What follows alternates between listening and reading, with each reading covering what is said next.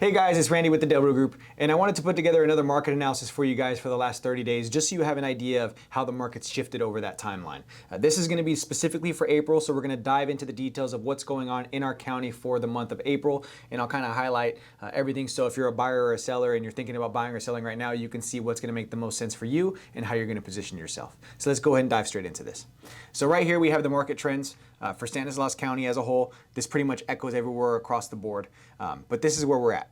Over the last 30 days, we're seeing here that in the month of April, we've had 470 homes that are currently on the market, 353 homes that are currently pending, and 287 homes that sold. The month prior to that, we had 257 homes that were sold, 308 pendings, and 424 homes that were for sale across the county.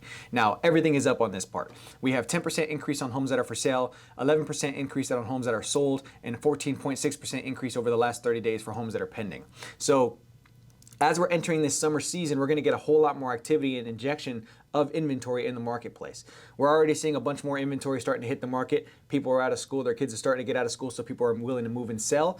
And you're also seeing an uptick in the pendings. So pendings are going up because more buyers are willing to come out. It's nicer outside and they're willing to come out. This is the busy season for every single one of us.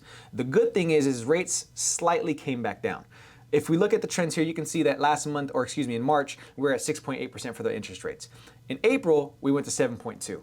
Well, to give you some clarity, we actually jumped back up like we did in August of last year to 7.8%, and then it jumped all the way back down to roughly 7 right now, which is where we currently stand. So once with the trends come out for May, you're going to see that this 7.2% interest rate is actually going to be about 7%. So we're seeing some lift there and some drop there on the interest rates. And I expect that to happen as we get towards the primary elections, that we see more interest rates drop down and more inventory come up. But we're seeing here that despite the rates being as high as they are at 7.2%, we're seeing a whole lot of inventory and a whole lot of activity starting to creep up and happen.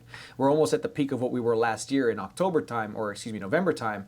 We're just a little bit shy, kind of closer to October time on this one, but we're seeing the inventory where it needs to be. So 50% more inventory, 10% more pendings year over year from last year to today.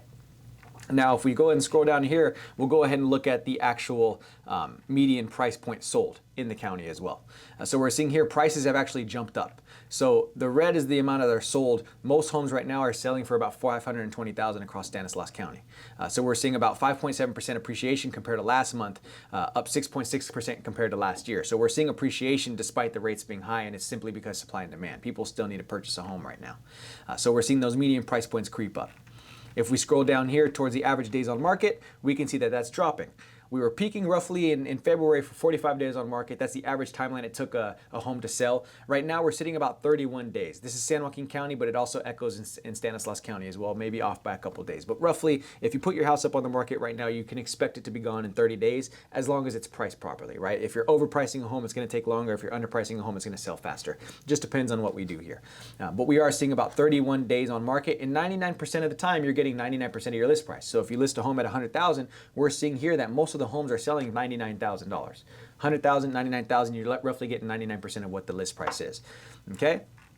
And lastly, the inventory. So this is an actual inventory scale. We can see here that we peaked in November of 2023, according to the last year summary, at 2.2 months. So that means that in 2.2 months, if no inventory came on the market, those homes would all be ingested and gone. They'd all be depleted, right? And we'd have no more inventory on the market. Right now, we're sitting about 1.6. So 1.6% across 1.6 months across the board right now for inventory, which is pretty low and pretty slow.